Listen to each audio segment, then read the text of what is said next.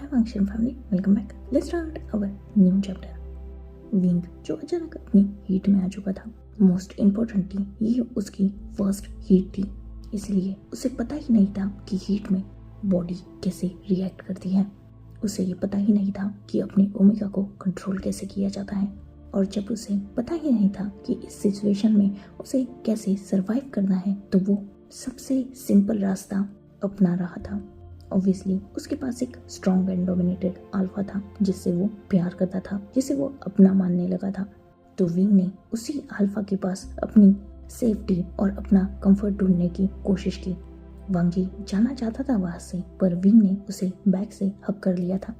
फिलहाल उसकी body अननोनली react कर रही थी, और जब उसने वांगजी को बैक से हक किया तो ऑब्वियसली वो वांगजी के बहुत करीब आ चुका था। कहीं ना कहीं वांगजी की वो कोल्ड बॉडी और उसके हल्के से अल्फा फेरोमोन्स विंग को रिलीफ दे रहे थे, इसलिए वो और भी ज्यादा वांगजी को जकड़ रहा था। पर कहीं ना कहीं वांगजी जानता था कि विंग अपनी हीट के इफेक्ट में है, इसलिए वो विंग को इनकार कर रहा था। उन दोनों में जो बाउंड्रीज थी वो तोड़ना शायद फिलहाल सही नहीं होता, ये वांगजी की बातों से विंग समझ रहा था। पर विंग फिलहाल बस बातों को समझ रहा था, पर खुद को रोक नहीं पा रहा था। ये हीट का इफेक्ट था, एक अल्फा के करीब होने का या फिर इन सब से हटके एक इंसान के टच का, ये तो पता नहीं। पर विंग फिलहाल ना वांगजी से दूर जाना चाहता था, ना खुद को संभालना चाहता था। कहीं ना कहीं वो जानता था कि ये गलत है, पर एक गलती तो वो भी करना चाहता था। यही रीजन था कि वांगजी उसके हाथों को हटा रहा था खुद की बॉडी पे से, पर फिर भी विंग इससे इरिटेट हो रहा था। उसे पसंद नहीं आ रहा था कि वांगजी उसे खुद से दूर कर रहा है। वांगजी जो कैसे भी करके यहाँ से जाना चाहता था, इसलिए उसने विंग के हाथों की दोनों रिस्ट को टाइटली होल्ड किया और उसे एक झटके से अपने आप से दूर कर दिया। वांगजी जानता था कि विंग नशे में है, पर वो खुद होश में रहना चाहता था, क्योंकि वो इतनी बड़ी गलती नहीं कर सकता था। यही सोचकर उसने विंग को अपने आप से दूर किया और विंग की तरफ टर्न करके देखा। विंग जो वांगजी के पुश होने से थोड़ा डिसबैलेंस हो चुका था, पर तुरंत ही उसने खुद को संभाल लिया और वो वांगजी की तरफ देख रहा था। उसकी आंखों में डिसअपॉइंटमेंट थी। कहीं ना कहीं वांगजी से समझ सकता था, पर फिर भी उसे ये सही नहीं लग रहा था, इसलिए उसने विंग को समझाने की कोशिश की। विंग, तुम अपने होश में नहीं हो। आई अंडरस्टैंड, तुम्हें दर्द हो रहा है, वो सहा भी नहीं जा रहा होगा, पर प्लीज समझने की कोशिश करो। मैं अल्फा हूँ, ये सही नहीं है। मैं फिलहाल बस तुम्हारे लिए एक काम कर सकता हूँ, कोल्ड बाथ अरेंज करता हूँ। खुद को वाटर में शांत करो। आई नो ये दर्द नया है तुम्हारे लिए, इसीलिए सफर करना मुश्किल है, पर खुद को संभालो। वांगजी जिसने अपनी बात कंप्लीट की और वो बाथरूम साइड निकल चुका था ताकि वो बाथटब में पानी पोर कर सके। उसने अभी बाथरूम के डोर नॉब पर अपना हाथ रखा ही था, तभी नेक्स्ट ब्रीथ में वांगजी ने कुछ अनएक्सपेक्टेड फील किया और अचानक से उसकी आईज गोल्डन में शाइन करने लगी। वांगजी जिसने तुरंत पीछे मुड़ के देखा, जहां विंग अपनी कॉलर हटा चुका था, जिस वजह से अब तक जो उसके फेरोमोन्स कहीं ना कहीं उस कॉलर की वजह से ब्लॉक हो रहे थे, वो बहुत ज्यादा मात्रा में रिलीज होने लगे थे। विंग जिसकी आईज टोटली टियरी रेड और बहुत ज्यादा अट्रैक्टिव हो चुकी थी, उसकी आईज में एक अलग ही नशा सा था, और फिलहाल वो वांगजी की तरफ बढ़ रहा था।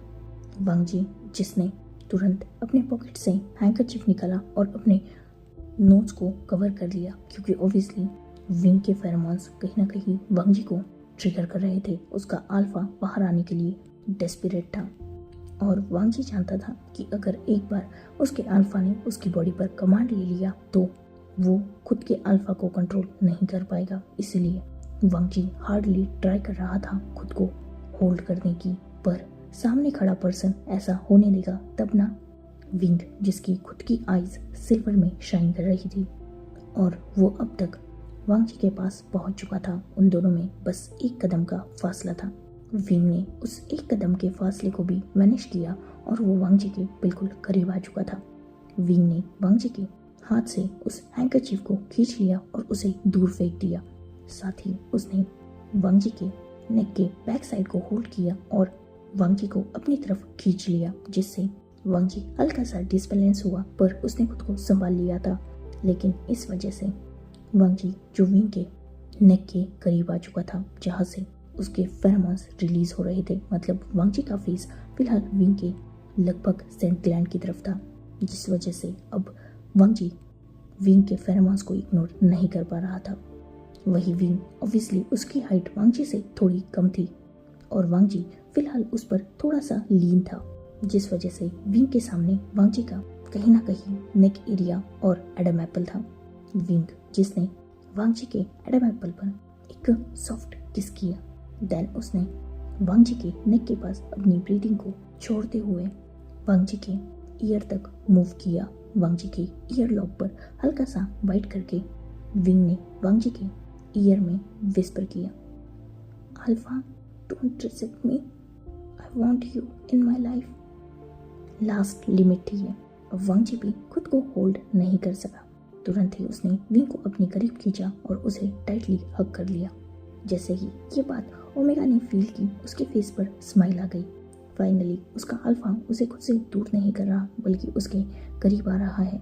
जहाँ एक तरफ ओमेगा इस बात से हैप्पी और सेटिस्फाइड था, वही दूसरी तरफ वांग जी जिसका फेस फिलहाल विंग के नेक में था, उसने विंग की मैस्मराइजिंग फ्रेग्रेंस को डीपली इनहेल किया। वो लोटस फ्रेग्रेंस जिसमें कहीं ना कहीं हल्के से सैंडलवुड के मैस्मराइजिंग फ्रेग्रेंस भी वांग जी को फील हो रही थी। शायद ये वांग जी के खुद के ही फेरोमोन्स थे, जो सच में एक अल्फा को ट्रिगर करने के लिए काफी थे। वांग जी जिसने विंग के नेक से अपने फेस को हल्का सा ऊपर किया। सॉफ्ट स्माइल होनी चाहिए थी अल्फा के फेस पर। सेटिस्फाइड होना चाहिए था वो कि उसका ओमेगा खुद उसके सामने सरेंडर कर रहा है। इनफैक्ट उसे सिड्यूस करके उसे अपने पास लाने की कोशिश कर रहा है, और एग्जैक्टली ऐसा था भी। वांग जी सेटिस्फाइड था विंग के मूव से, पर क्लियरली उसके फेस पर एक सॉफ्ट स्माइल तो बिल्कुल नहीं थी। एक क्रीपी स्माइल थी उसके फेस पर। जो चाहा उसके बारे में सोचा, जो सोचा उसे किया, और फाइनली उसके सामने रिजल्ट था। वैसे कोशिश की थी ना वांग जी ने विंग को दूर करने की। अब ये विंग की मर्जी है कि विंग वांग जी से दूर नहीं जाना चाहता, तो वांग जी भी अब अपने आप को नहीं रोकेगा। उसका अल्फा क्यों खुद को होल्ड बैक करे, जब ये ओमेगा ही नहीं चाहता। बाउंड्रीज सेट करने वाला उन दोनों की रिश्ते में वांग जी ही था, तो उसे ब्रेक करने का हक भी वांग जी को है। और इसमें कोई भी फोर्स नहीं है, वो तो उन दोनों की मर्जी है। वो बात अलग है कि इसमें मर्जी विंग की नहीं, बल्कि बस सिचुएशन की डिमांड है। फिलहाल अपने सारे होश खो चुका है विंग। इनफैक्ट उसे रियलाइज भी नहीं है कि वो क्या कर रहा है, क्योंकि वो पूरी तरीके से अपने ओमेगा के कंट्रोल में जा चुका है। वांग जी जो ये जानता है, इनफैक्ट कहीं ना कहीं वो यही तो चाहता था, और इसी चाहत को पूरा करते हुए उसे खुशी भी मिल रही थी।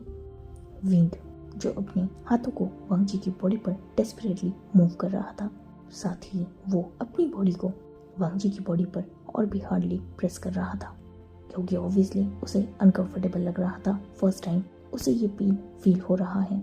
उसकी बॉडी हीट कर रही है और लोअर बॉडी बिल्कुल अलग बिहेव कर रही है। समझ में उसे कुछ नहीं आ रहा, पर वांग जी के पास उसे कंफर्ट मिल रहा है। वांग जी के फेरोमोन्स उसे पसंद आ रहे हैं। वांग जी की बॉडी की कोल्डनेस उसे ठीक फील करा रही है, इसीलिए वो वांग जी से दूर नहीं जाना चाहता था। फिलहाल उसका ध्यान खुद की हरकतों पर नहीं है, तो वांग जी पर क्या ही जाता। वही वांग जी जिसने विंग की जब ये डेस्परेशन देखी, उसने तुरंत विंग को अपनी बाहों में ब्राइडल स्टाइल कैरी कर लिया और उसने विंग को बेड पर लेटा दिया। विंग जो वांग जी की तरफ देख रहा था, क्योंकि वांग जी बेड साइड खड़ा था। विंग जो सोच रहा था कि वांग जी उसे उसकी पेन में रिलीफ देगा, पर एग्जैक्टली इसके अपोजिट हुआ। वांग जी जो तुरंत वहां से जाने के लिए मुड़ गया। विंग यही रुको, मैं सप्लीमेंट्स लेके आता हूँ, बस कुछ वक्त के लिए होल्ड करो खुद को। विलेज में किसी के पास होगा, मैं लेके आता हूँ।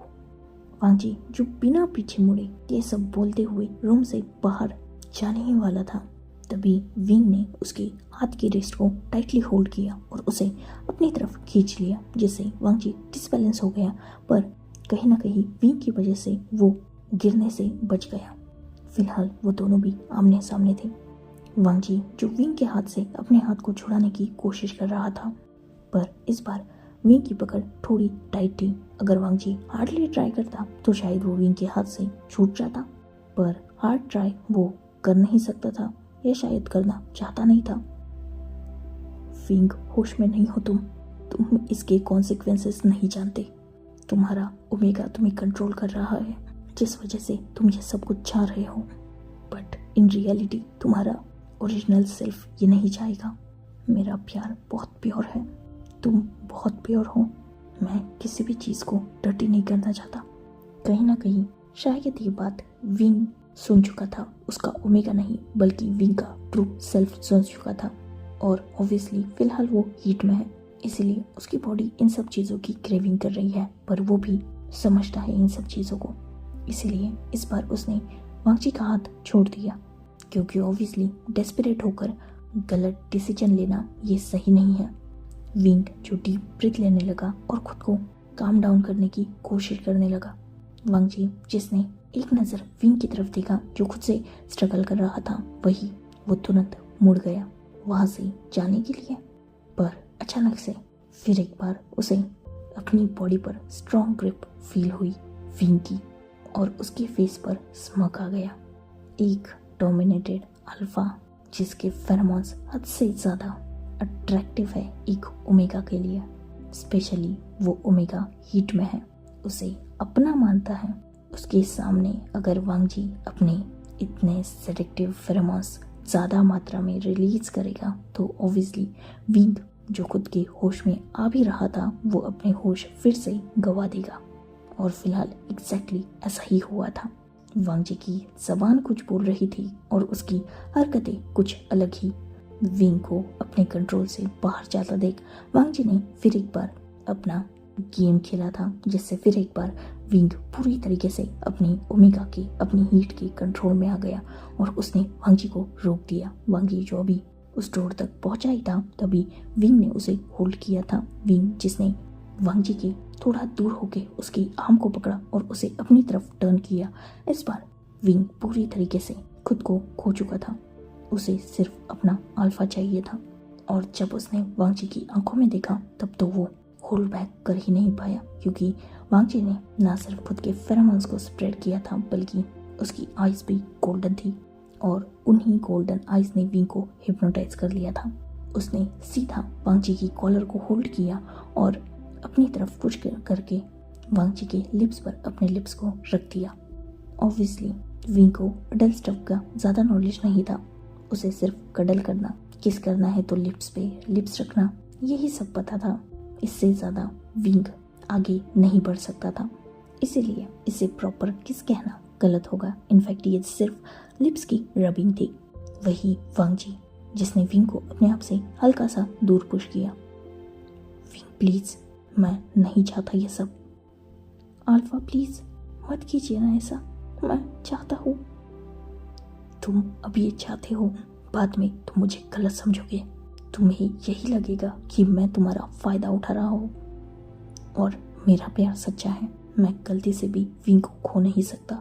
अगर आज मैंने कदम आगे बढ़ाया तो विंग मुझे गलत समझेगा। अपने ही प्यार की नज़र में मैं नहीं गिरना चाहता, इसीलिए खुद को संभालो। ऐसा कुछ नहीं होगा अल्फा, मैं खुद चाहता हूँ, और अगर मैं चाहता हूँ तो विंग भी यही चाहता है। प्लीज़, आपका ओमेगा पेन में है, please hold me, please take me. Wang ji जिसने तुरंत विंग की तरफ कदम बढ़ाए और उसे टाइटली हग कर लिया। कुछ ही देर बाद उसने विंग को अपने आप से दूर किया और एक नज़र विंग की आंखों में देखा। देन उसने अब खुद को होल्ड नहीं किया।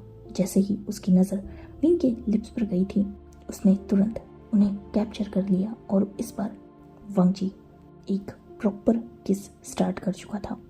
विंग जिसकी बॉडी लूज हो चुकी थी और बस वांग जी के ही सपोर्ट से वो खड़ी भी थी। वांग जी जो डेस्परेटली विंग को किस कर रहा था, वही विंग जो इस फीलिंग से खुश हो रहा था। उसे पसंद आ रहा था ये सब कुछ। विंग जिसके हाथ वांग जी के नेक अराउंड है, वही वांग जी जिसने एक हाथ से जहाँ विंग की वेस्ट को ग्रैब करके रखा था, वही उसका दूसरा हाथ विंग के हेयर्स में था और वो विंग को अपनी तरफ खींच रहा था। उन दोनों में डीप, पैशनेट और एक ब्रूटल किस था। साथ ही वो विंग की बॉडी को अपनी तरफ खींच रहा था, जिससे उन दोनों को भी एक अलग ही प्लेजर मिल रहा था। जहाँ एक तरफ वो दोनों भी इस इंटेंस मोमेंट को इंजॉय कर रहे थे, वही दूसरी तरफ उसी रूम के मिरर में वांग जी के पीछे वो ब्लैक शैडो जिसकी रेड आईज शाइन कर रही थी। जैसे ही ये अल्फा अपनी बाहों में सिमटे उस ओमेगा को अपने नीचे लाएगा, एक्सेप्टो वो कर चुके हैं एक दूसरे को, पर जैसे ही वो अल्फा उस ओमेगा को, या यूं कहा जाए उस प्योरिटी को, उस हद तक छुएगा जहाँ सारी लिमिट्स क्रॉस होती हैं। जैसे ही ये प्योर ओमेगा अपनी वर्जिनिटी इस अल्फा के साथ ब्रेक करेगा, वैसे ही ये भी डर्टी हो जाएगा। ऑब्वियसली ओमेगा ने अल्फा को एक्सेप्ट किया है अपनी मर्जी से, अपने मुंह से बोला है उसने, इसीलिए ये उसका डिसीजन है। और ऑब्वियसली आज सिर्फ उन दोनों की बॉडीज एक नहीं होने वाली। जैसे ही वांग जी विंग के साथ वो लिमिट्स क्रॉस करेगा, वैसे ही उन दोनों की सोल तक मर्ज हो जाएगी। इसका मतलब ये है कि वो दोनों पूरी तरीके से एक हो जाएंगे, और अगर ऐसा हुआ तो उन दोनों की रूह तक जुड़ जाएगी, एक सोल कनेक्शन बन जाएगा। और ऐसे होते ही वो दोनों पूरी तरीके से एक होते ही अब तक जो उन दोनों में अलग अलग डिवाइड था, वो सब कुछ एक हो जाएगा। मतलब विंग की प्योरिटी वांग जी में भी आ जाएगी, और वांग जी के सिन, उसकी इनप्योरिटी विंग में आ जाएगी। मतलब वो एक दूसरे के साथ ना सिर्फ बॉडी शेयर करेंगे, ना सिर्फ सोल कनेक्शन शेयर करेंगे, बल्कि एक दूसरे के पाप, एक दूसरे के पुण्य, एक दूसरे के कर्मा, एक दूसरे की प्योरिटी, इनप्योरिटी सब कुछ शेयर करेंगे। और जो एक ने किया होगा उसे दूसरा भी भुगतेगा। जो गुनाह वांग जी का होगा उसकी सजा विंग को भी मिलेगी। और एग्जैक्टली यही करने के लिए तो वो सोल कब से स्ट्रगल कर रही थी, और फाइनली आज उसने उसे हासिल कर लिया। वो सोल जो ये सब कुछ देखकर बहुत ज़्यादा हैप्पी थी, वही वांग जी के फेस पर भी स्मग था। पर इन सब में विंग जो कहीं ना कहीं आज अपना सब कुछ हारने वाला था, और इस बात का अंदाज़ा विंग को था भी नहीं, पर किसी और को था। वो मॉन्क जो बहुत डेस्परेट था यहाँ पहुँचने के लिए, बहुत स्ट्रगल कर रहा था वो, पर कहीं ना कहीं ये बात वो सोल जानती थी, इसीलिए तो वो आज उसके रास्ते में हजार अड़चनें डाल रही थी। बीच रास्ते में अटक गए थे वो, क्योंकि उनकी कार स्टार्ट ही नहीं हो रही थी। मौसम अचानक बदलने लगा था। अब तक बारिश हो रही थी, तेज हवाएं चल रही थी, पर अचानक मौसम पूरी तरीके से डिफरेंट हो गया। फिलहाल आसमान से पानी नहीं बल्कि बर्फ बरसने लगा था। मतलब रेनिंग की जगह स्नोफॉल स्टार्ट हो चुका था। वेदर और भी ज़्यादा कोल्ड हो चुका था।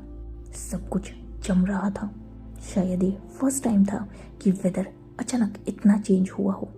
बारिश ने अचानक खुद को रोक लिया था और हर तरफ बर्फ गिरने लगी थी।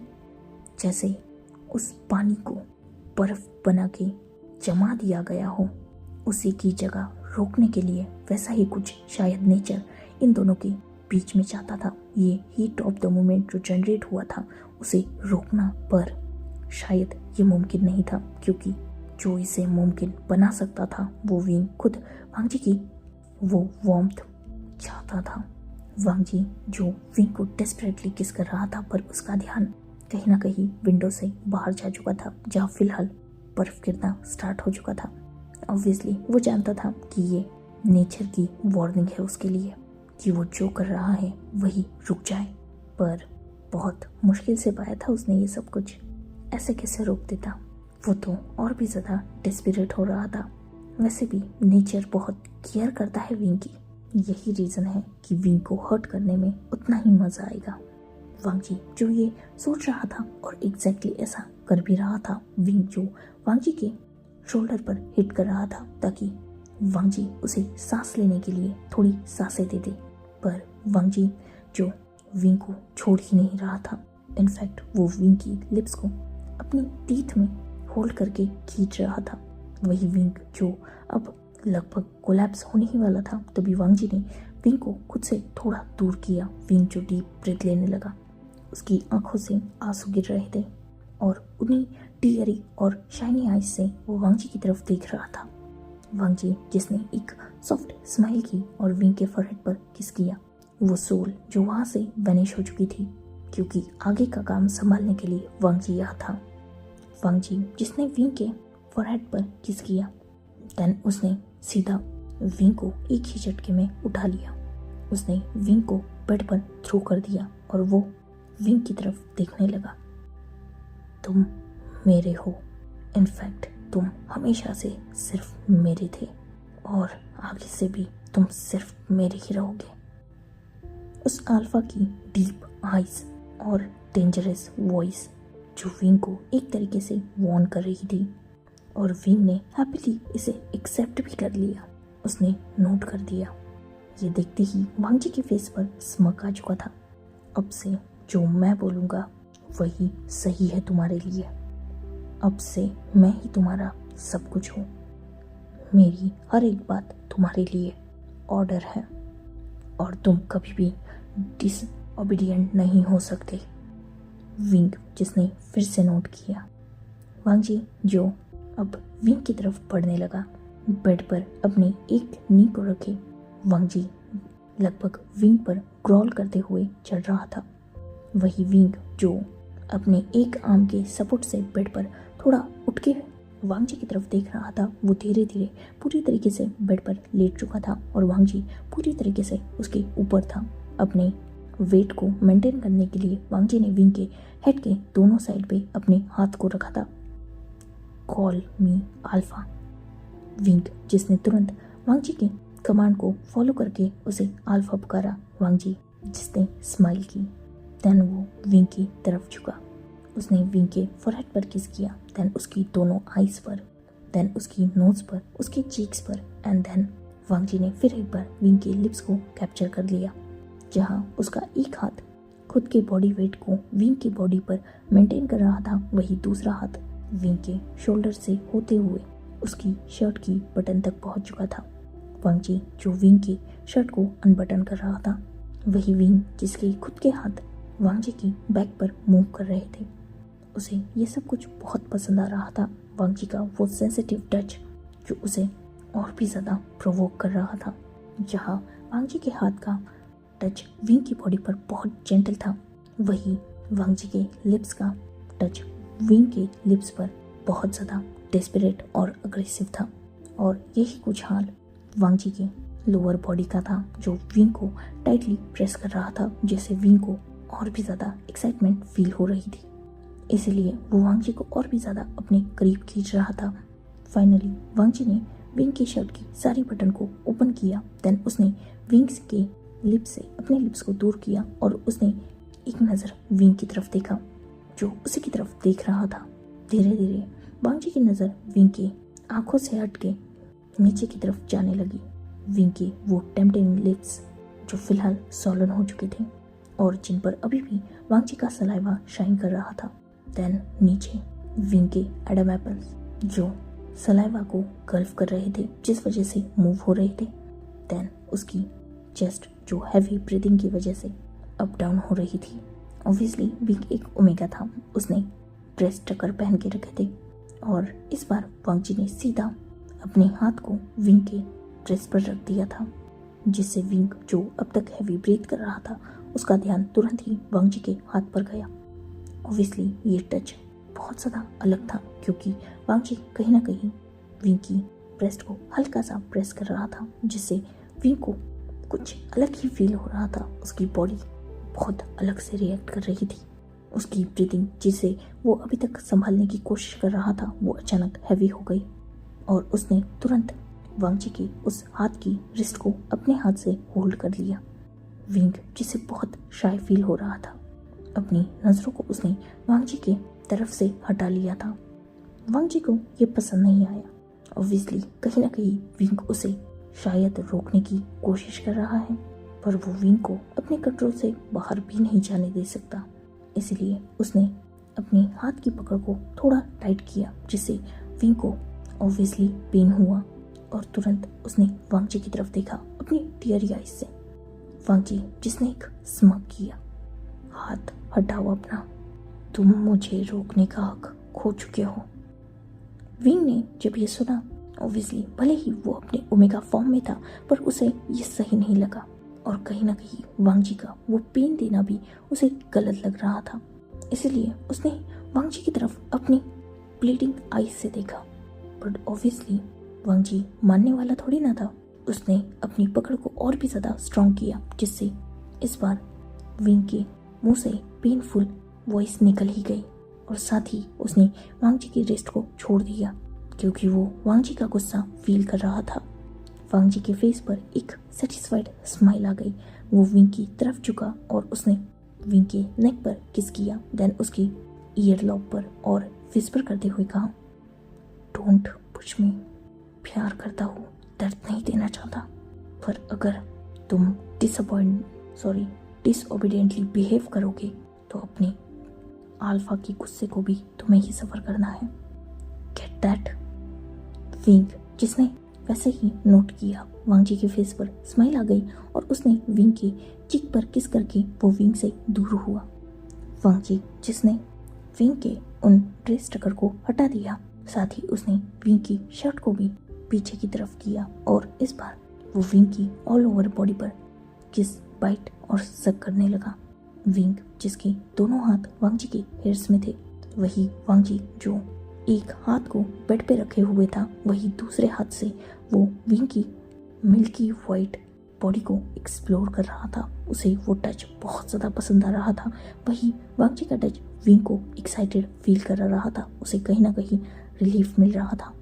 वांगजी, जो फिलहाल विंग के ब्रेस्ट एरिया पर किस कर रहा था, वही उसका हाथ जो विंग की पैंट तक पहुंच चुका था। विंग की पैंट को अनबटन करने के बाद वांगजी, जिसने विंग की पैंट को अनजिप किया, देन वो रुक गया। उसने एक नज़र विंग की तरफ देखा, जो पूरी तरीके से मैस हो चुका था। उसकी आईज से कहीं ना कहीं टीयर्स फॉल हो रहे थे। ऑब्वियसली ये एक्सट्रीम प्लेजर था। साथ ही वांगजी का टच जितना सॉफ्ट और जेंटल था, उतना ही वांगजी के माउथ का मूवमेंट अग्रेसिव था। ऑब्वियसली वांगजी विंग की बॉडी पर बाइट मार्क्स बना रहा था, उसे सक कर रहा था, उसकी स्किन को खींच रहा था, जिससे विंग को कहीं ना कहीं दर्द भी हो रहा था। पर ऑब्वियसली विंग वांगजी को रोक नहीं रहा था। इनफैक्ट वो इन सब को एंजॉय कर रहा था। वांगजी, जिसने विंग की पैंट पर हाथ रखा और एक ही झटके में उसे विंग की बॉडी से अलग कर दिया। विंग, जो इस एक्शन से टोटली जैसे होश में आ गया था, वो तुरंत बेड से उठने लगा। जैसे ये बात वांगजी ने देखी, उसने एक स्मग किया और सीधा विंग के चेस्ट के बीच में हाथ रखा और विंग को पीछे की तरफ पुश कर दिया, जिससे विंग फिर से बेड पर गिर गया। डोंट वरी ओमेगा, डरो मत, तुम्हारे साथ तुम्हारा अल्फा है। विंग, जिसने जस्ट नोट कर दिया, क्योंकि वो कर कुछ नहीं पा रहा था। उसके डिजायर्स, उसकी हीट, उसका ओमेगा, साथ ही वांगजी का अल्फा, उसके फेरोमोन्स, हर कोई विंग को डोमिनेट कर रहा था, जिस वजह से विंग अपने सोचने समझने की ताकत तो खो ही चुका था। और फिर एक बार वांगजी का वो मेल्टेड टच जैसे ही विंग ने फील किया, वो फिर से वांगजी के कंट्रोल में आ गया। वांगजी, जो विंग के बेली बटन तक पहुंच चुका था और वो वहाँ अपनी टंग से लीक कर रहा था तो कभी बाइट कर रहा था। वही विंग, जिसका एक हाथ वांगजी के हेयर्स में था और अपने दूसरे हाथ से वो बेड की शीट को टाइटली रैप किए हुए था।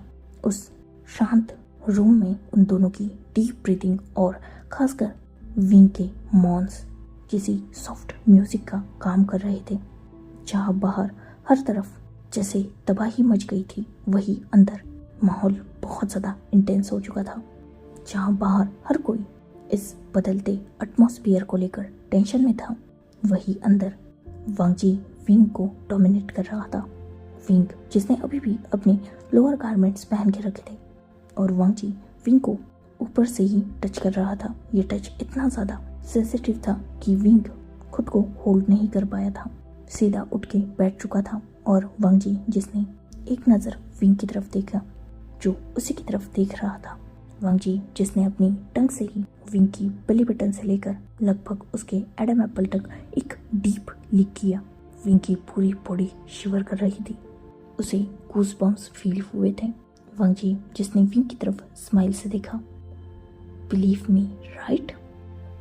विंग जिसने नोट किया, then lose your body, submit to me, give your self to मी।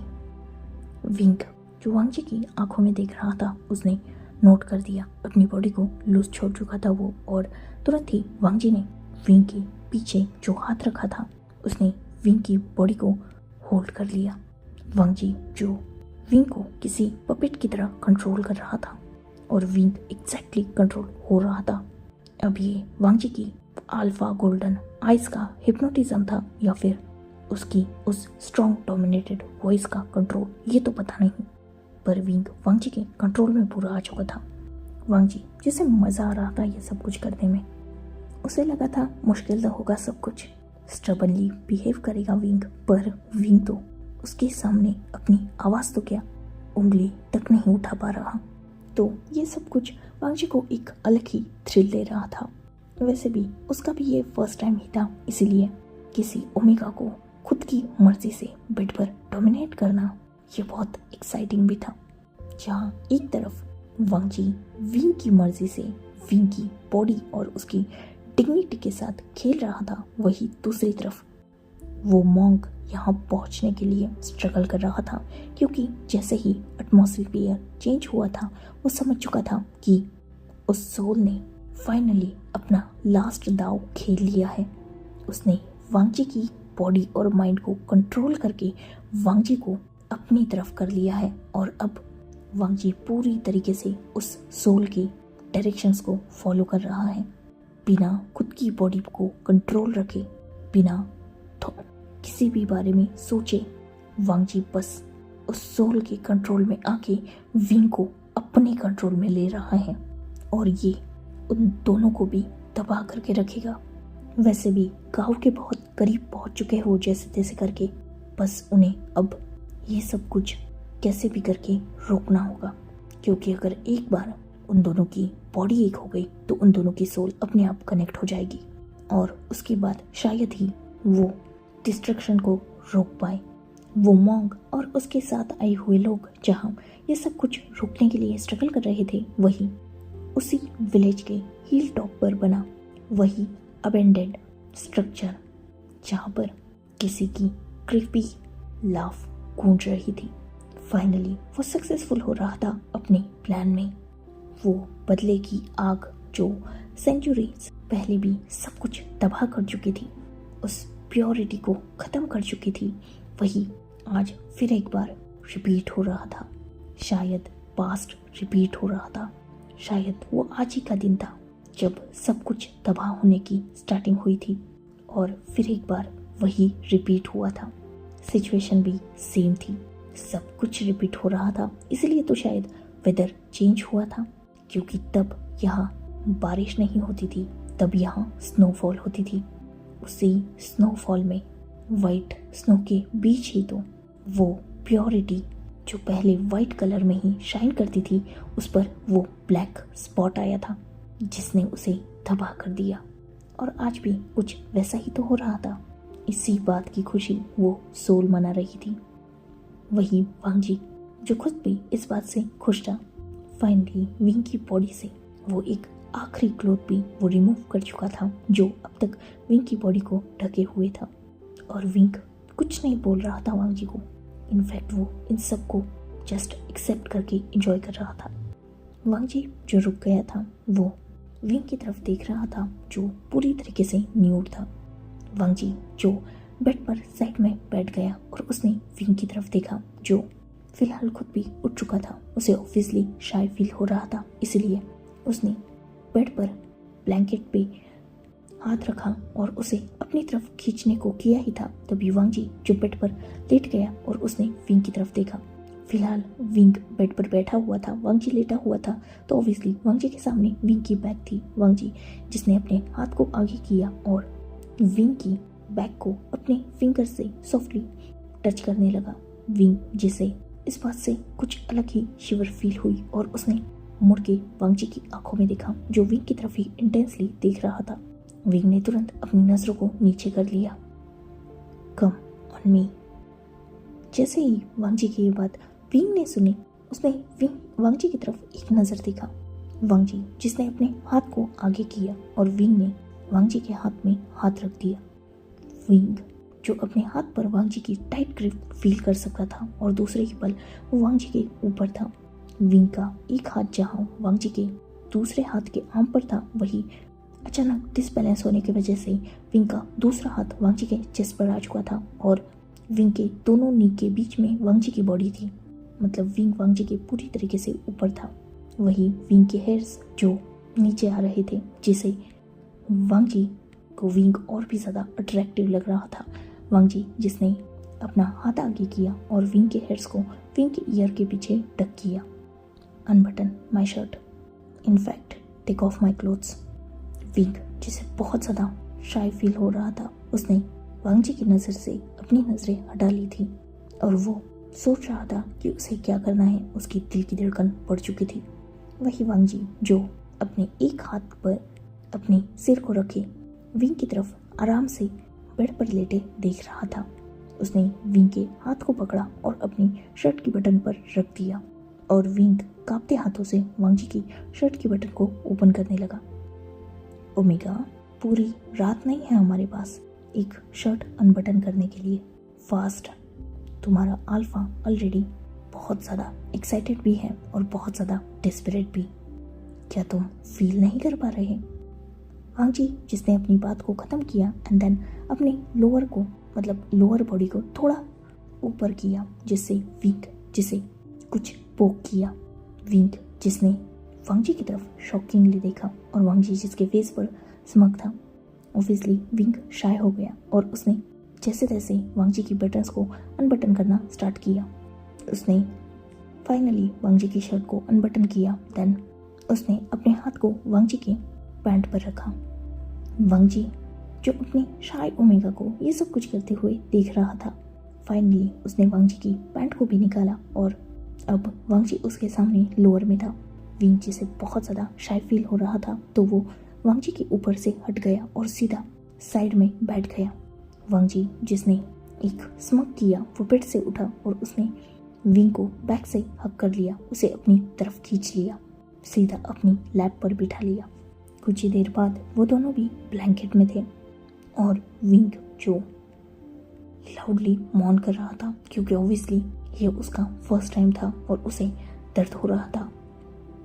वही वांगजी जिसके फेस पर स्माइल थी, उन दोनों की स्वेटी हो चुकी वो बॉडी, जहाँ वांगजी का कहीं ना कहीं स्वेट विंग की बॉडी पर भी गिर रहा था। ये बहुत ज़्यादा एक्साइटिंग था। बाहर जितना कोल्ड वेदर था, अंदर उतनी ही हॉटनेस थी। So, enough for today. Let's take a break. Next chapter in next video. If you like my explanation, like, comment and subscribe my channel. Hopefully you all are enjoying this fanfiction. Goodbye, take care, enjoy your beautiful life.